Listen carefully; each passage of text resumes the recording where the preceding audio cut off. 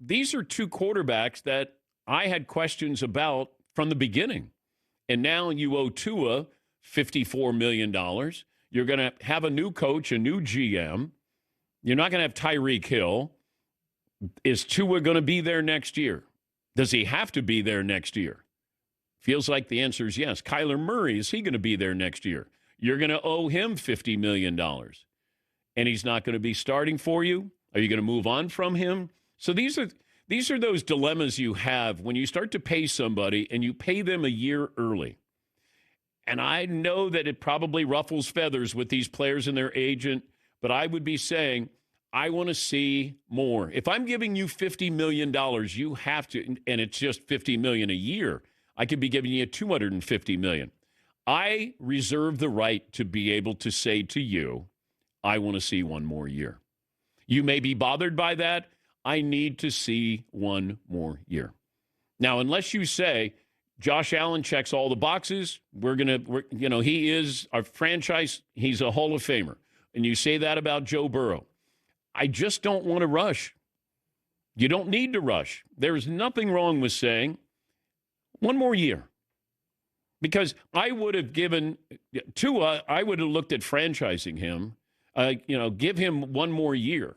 I would never have given him long-term contracts. I don't think he's a long-term quarterback. Just size, health, I wouldn't. It doesn't make any sense. Kyler Murray, you have a clause in his contract that says no video games. You must study. I know a caddy who caddied for a famous player, and the player would never practice. But he would tell his caddy that he would be practicing. So the caddy put in a piece of paper into the driver, the cover that goes on the driver, and he would check whenever they went out to play in a tournament. He would lift up the cover on the driver, and the paper would fall out. So he knew that he wasn't practicing. So Kyler Murray, you got to put in a clause in his contract to say, hey, can you do less video, more studying? That's not somebody I want. Thank you, Steve. And I don't know how he is in the locker room. He doesn't strike me as a leader. If you play well, it's amazing how good your leadership is. But he's not playing well. And now the foot just got worse. And now he's out for 4 more games, 4 more weeks. Man, this is how coaches get fired. Or you can keep your job. But if I'm going into the Dolphins situation and I'm going to have to hire a coach, and then is that my quarterback? And are you sold on that? I wouldn't be. Yeah, Paulie. I'm reading the timeline of all this on the Arizona Central newspaper. They cover, the Cardinals every day. 3 weeks ago, in Week 6, Kyler Murray was a game-time decision with his foot injury. Yeah. And while not playing, somehow it got worse. Jonathan Gannon, their head coach, talked about the decision to put him on the IR yesterday, and he said, quote, talking with him, talking to other people, obviously a collective decision here. Yeah. I wonder if putting people on IR is a discussion, and it was agreed upon by both parties. And they don't have to worry about him in a uniform when Jacoby Brissett's playing for the next 4 weeks. The fact that he wasn't even in uniform against the Cowboys, but then he's our starting quarterback, and then he's not your starting quarterback, and now he's out for another month. I don't know. This just feels like Cardinals are going to have a different quarterback next year. But I'll ask J.J. Watt, how much power, input does a player have if he is going to go in the IR or doesn't want to go in the IR? Because it's automatic. It's 4 weeks. Yes, Eaton. There's a timeline going around right now that you can see exactly where you are in the Kyler Murray story. It starts with Kyler's day-to-day. Kyler's questionable. Jacoby will start, but Kyler might play. Then Kyler's out, but still our starter. Then Jacoby's our starter, but Kyler will be back soon. Kyler's on the IR. That's where we are right now. Kyler's done for the season. Kyler is traded, and Jacoby is the Super Bowl MVP. I don't know who put that together. It was very funny. Some of those things haven't happened yet. Here is Jonathan Gannon, the Cardinals head coach. Today, Kyler's going to go on IR. Feel like that's the best thing for him and for us. He's not fully healthy, ready to go yet, so that makes the most sense. Obviously, that's a change, but we just felt, looking at it right now, that's the best thing for him and us, like I just said. He's fully committed. Right now, what he's going to concentrate on is getting healthy. He's not healthy enough to play. He needs to get healthy so he can get back to playing football. So that's what we're doing. Okay. I'm going to take the coach at his word, but it almost feels like we need you to stand in front of the media and come up with something here.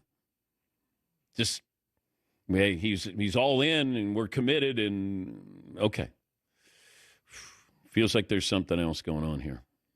John in Fort Lauderdale. Morning, John. What's on your mind? Good morning, Dan. Listen to you all the time. First time calling you. I have personal knowledge because I know someone that plays on the team. They're done with Kyler. He's always late to practice. He doesn't mingle with the players. He sits there with his headsets on. He doesn't talk to the receivers. He shows up for practice in his basically underwear.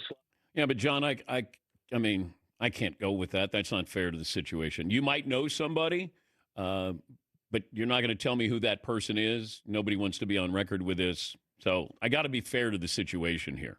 Now, I've heard a variety of things about Kyler Murray, but I got to be fair to him. Yes, Eden. That means that Kyler Murray's last play with the Cardinals potentially is a botched snap that hit him in the face, and there was a turnover to the Titans. Mm.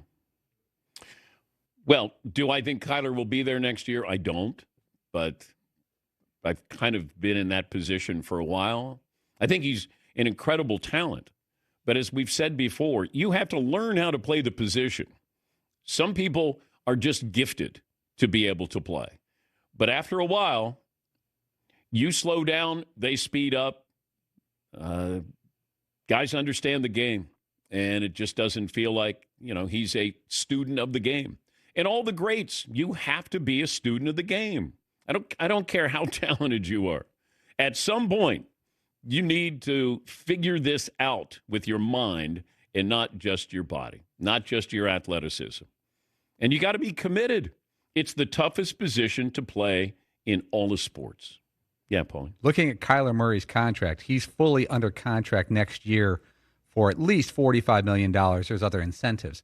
But this could be one of those Russell Wilson situations where Denver wanted to move on so badly that they paid him to play for Pittsburgh.